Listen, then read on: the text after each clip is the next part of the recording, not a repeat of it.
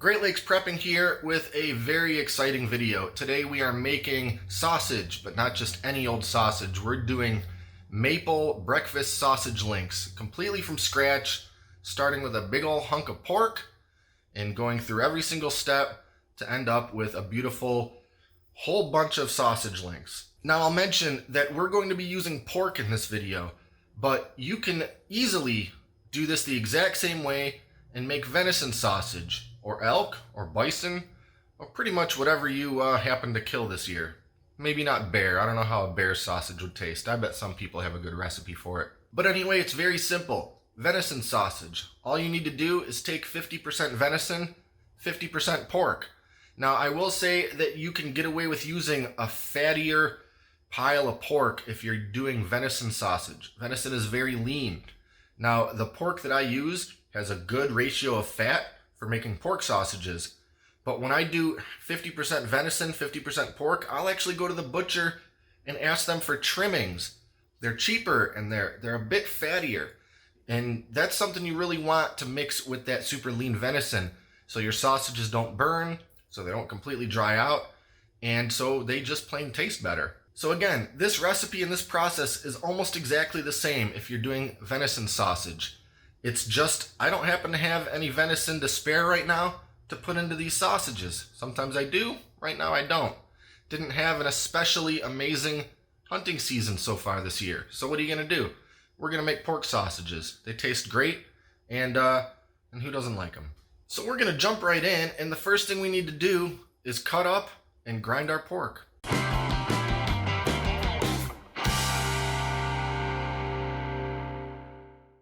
It all starts with our pork.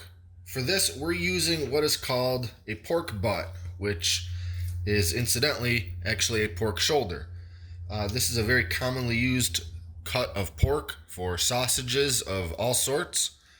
It's got a good fat ratio, and it's just an all-around good piece of meat for this.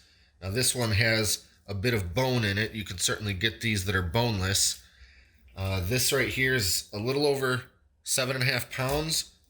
So we're gonna have to adjust our seasoning mix accordingly and all that sort of thing. But all we want to do is get started by cutting this whole thing up into strips that are small enough to fit into the meat grinder. So that's what I'm gonna get started doing now. Being careful, of course, not to cut into that bone and mess up my knife.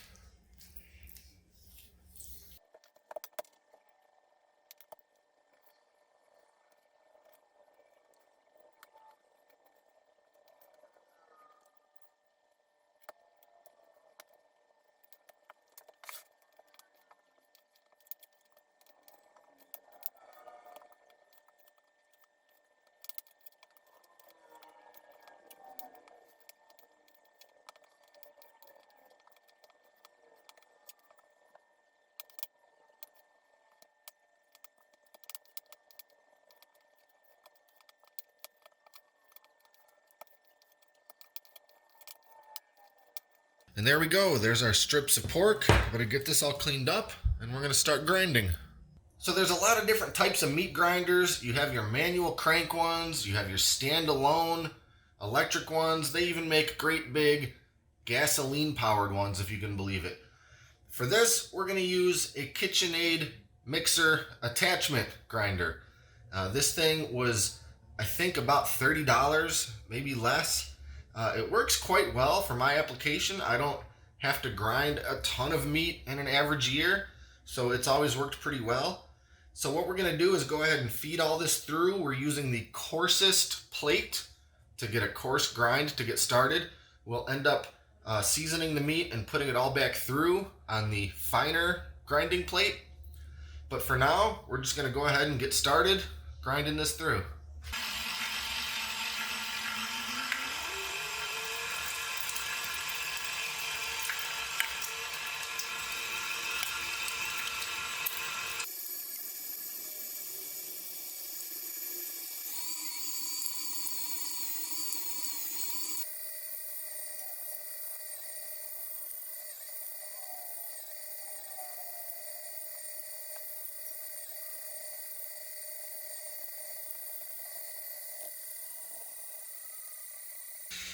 Okay, we've got our coarse grind finished here, and now it's time to add some seasonings. Now I got all my seasonings sort of laid out here, and I'm going to mix them all together in this bowl first, and then spread it around on the meat.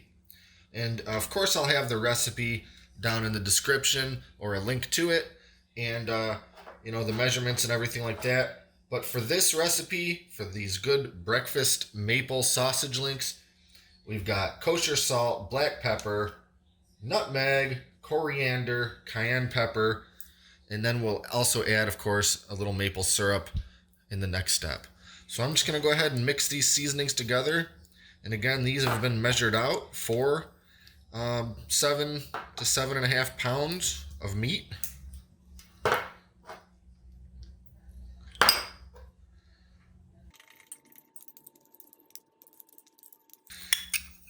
There's of course a million different recipes for every kind of sausage, including breakfast sausage.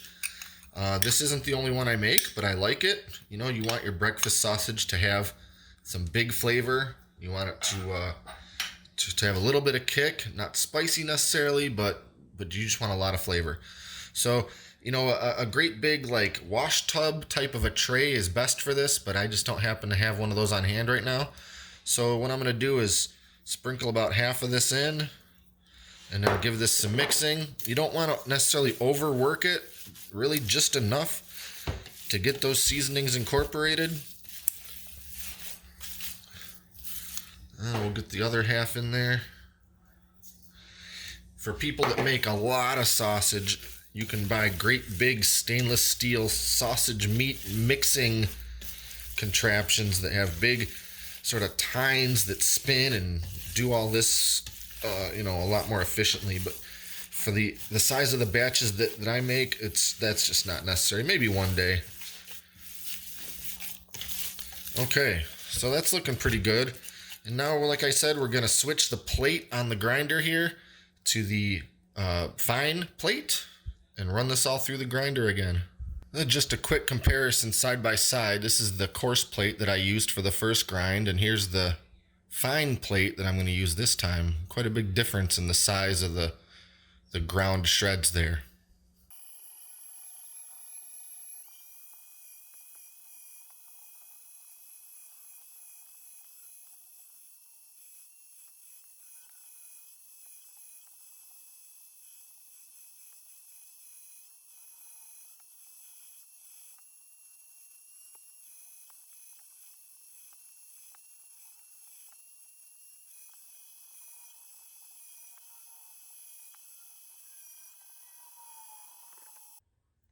All right, so we've got our second grind finished. With this particular meat grinder, it takes a bit longer putting already ground meat through it, which is why I never really use the sausage stuffing attachment that came with the grinder.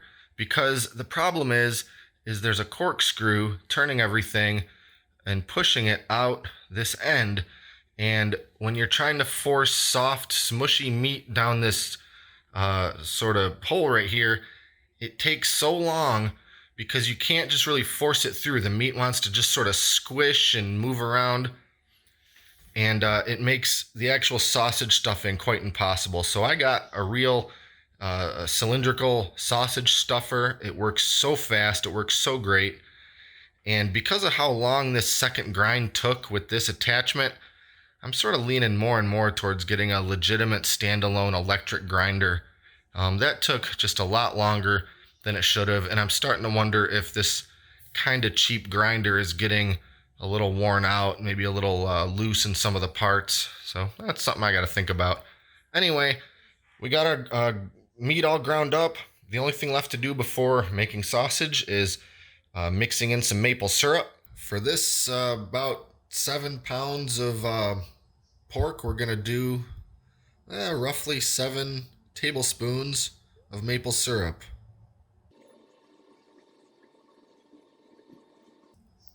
Should go without saying that we're using real maple syrup and not the fake corn syrup stuff. And when you're making ground sausage like this, you want to add a little bit of liquid in there. A lot of times people use water, or if you're making beer brats, you'd use some beer. I added this maple syrup, and it's liquid, but it's also going to be pretty sticky.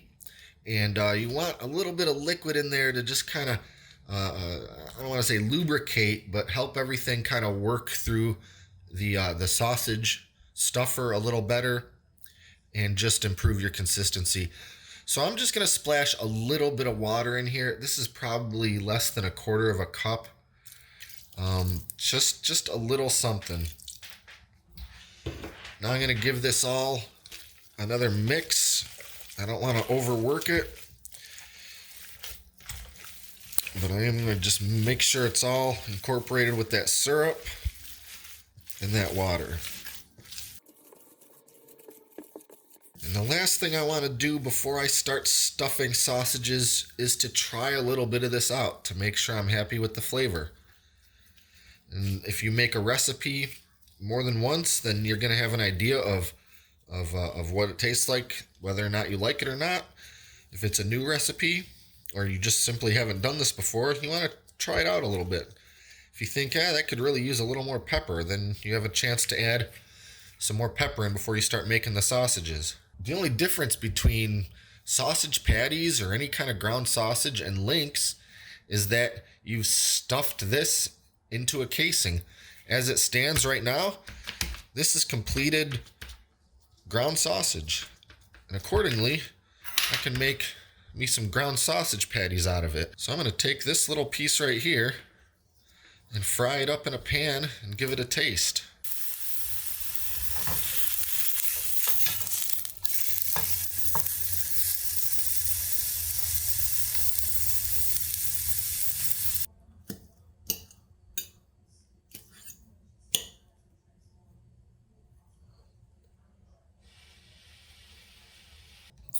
Well, that's definitely got a good flavor to it. Yeah, I think I'm pretty happy with how that came out. I'm not sure what I would do differently, if I would add anything or wished that I'd omitted anything. So I think I'm just going to run with this right here, the way it is, and get to stuffing these sausages before I blow too much more of the day fooling around with this. All right, I want to give you a quick rundown of my Lem vertical cylinder sausage stuffing machine. This thing's really simple, but it makes all the difference in the ease of which you can make sausage links with. Basically, we have the cylinder here. We load this up with the ground meat. We put it inside of the contraption here.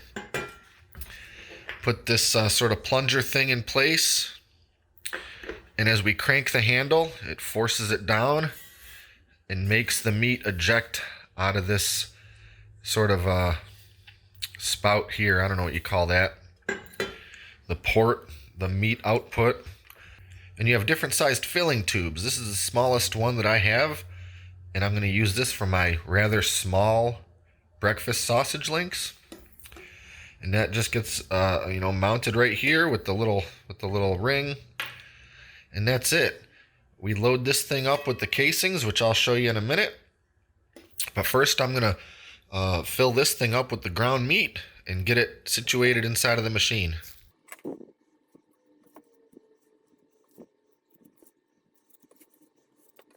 Well, I can't fit quite all of this in there. We're going to have to do this in kind of 2 loads. First we got to attach this part on here. Just screws on, comes off here for easy cleaning.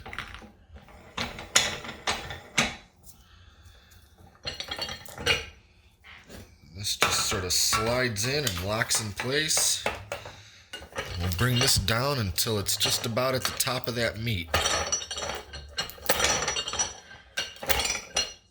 Then we got our fill tube.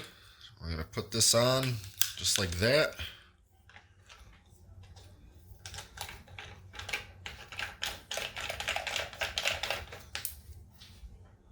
This thing's ready to load up with casings.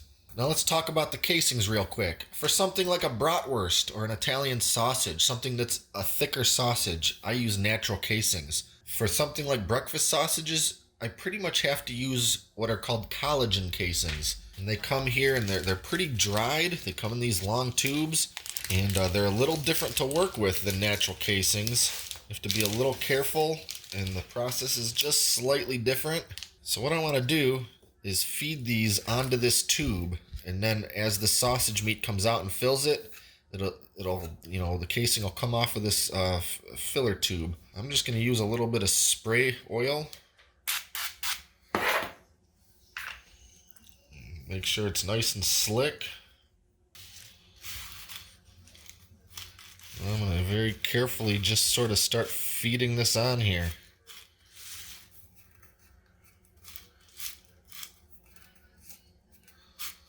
As much as I can fit on this fill tube.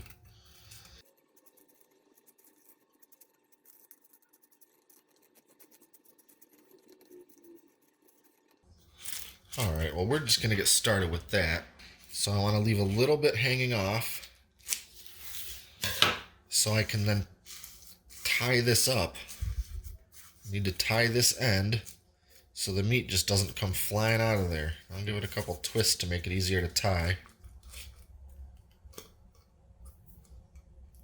Alright, we're about ready to start here.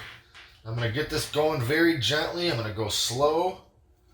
And I'm going to keep a little bit of tension on the casing as the meat starts to come out. Now the key here is I don't want to overstuff these. If I stuff them too tight, they might split, or they might split once it starts cooking, and I don't want that either. So I'm going to err on the side of keeping that a little bit more loose. Now something that I inevitably get is air. Air starts building up. For instance, there's air filling this casing up before meat's even coming out. So I've got my little sausage pricker. And this thing is to really take care of air bubbles and to make sure that your casing has a little bit of, I'll call it venting, so they don't split while cooking. But I'll also use this thing right now to just give it the tiniest of little pokes so that air can escape.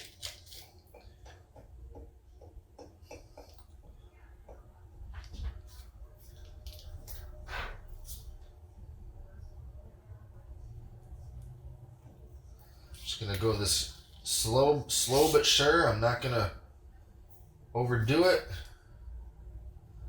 I want to make sure that any air bubbles that build up can work themselves out of that little hole I poked. If I get more, further up the link here, I'll poke another little hole just to make sure that it's not going to split. See, this is a little on the tight side already, and I need to be careful with that.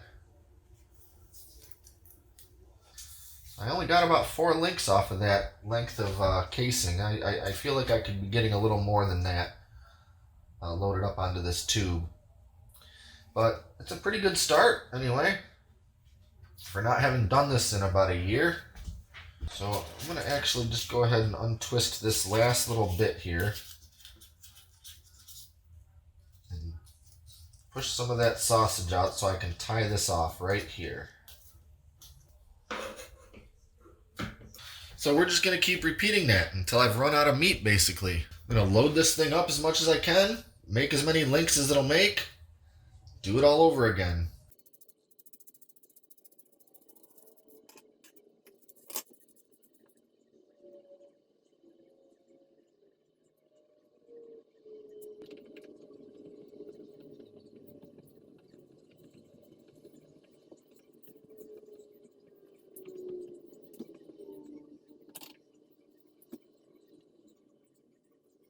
For turning this big long sausage into individual links, we need to very carefully pinch the casing to kind of move some of the meat out of the way a little bit so we can give the link a couple of twists. Then we're going to move down about the length of a ordinary sausage link, pinch the casing a little bit there very gently until you kind of move the meat out of the way, and then give it a couple of twists. No more than 3 twists. If you don't do this gently, or if you twist it too many times, you're going to end up splitting the sausage link.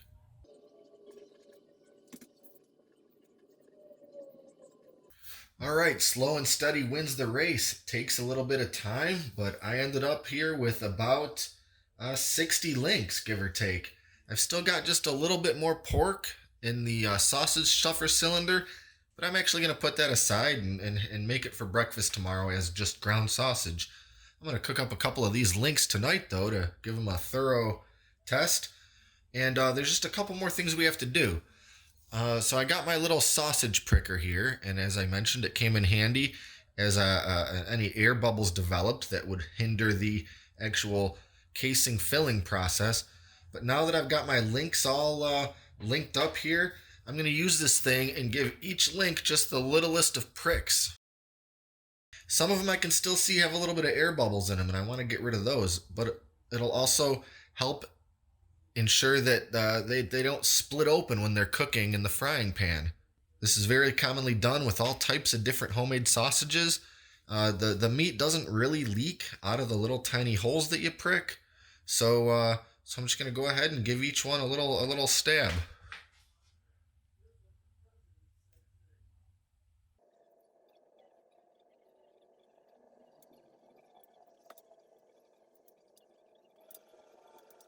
Okay, now as you can see, I did get a couple of splits. I actually only got two. That one and this little guy here. I just kind of twisted him off as a little throwaway, or I'll just kind of put that meat aside and use it as ground meat.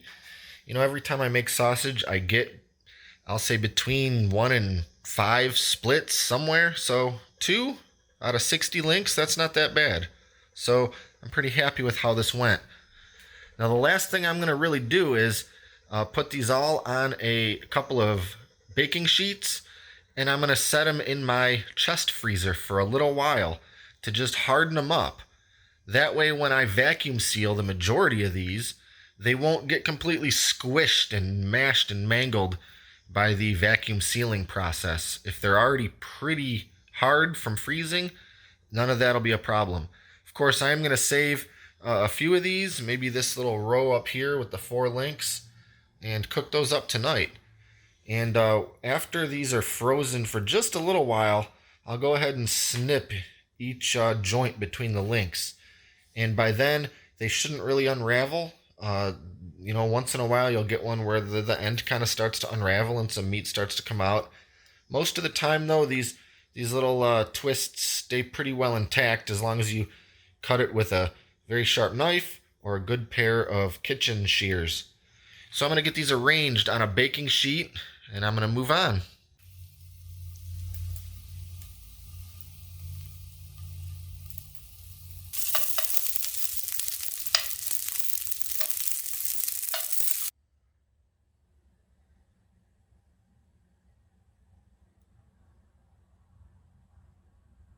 Well, there we have it, the finished product. Some beautiful breakfast sausage links, all fried up, ready for me to sample.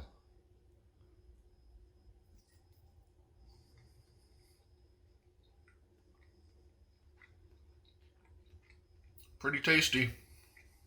The texture, the consistency, it comes out just about like you'd expect from a store-bought, but it's almost a little more tender because, I don't know, maybe because it hasn't been processed and frozen and shipped all over the country and refrozen. I don't even have any idea.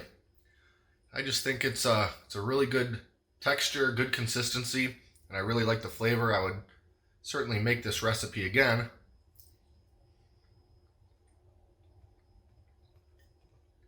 I think it could have stood for a little bit more of that maple syrup. It's got a little maple flavor, but I'm definitely happy with how these came out.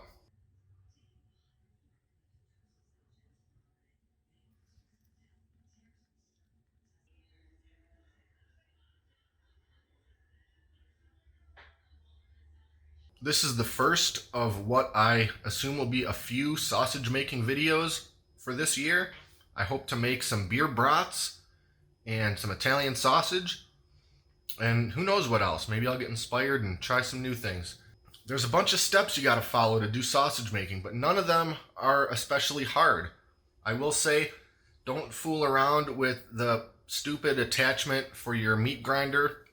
You need to really use an actual sausage stuffer.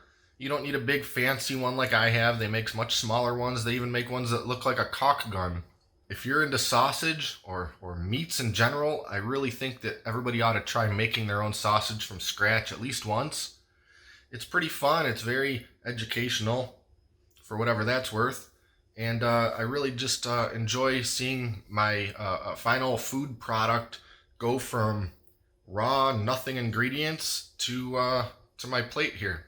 So thanks for watching, and if you liked this video, click the subscribe button and stay up to date on all our latest videos, including lots more cooking videos and even sausage making videos. Thanks again for watching and all of your support, and until next time, this is Great Lakes Prepping.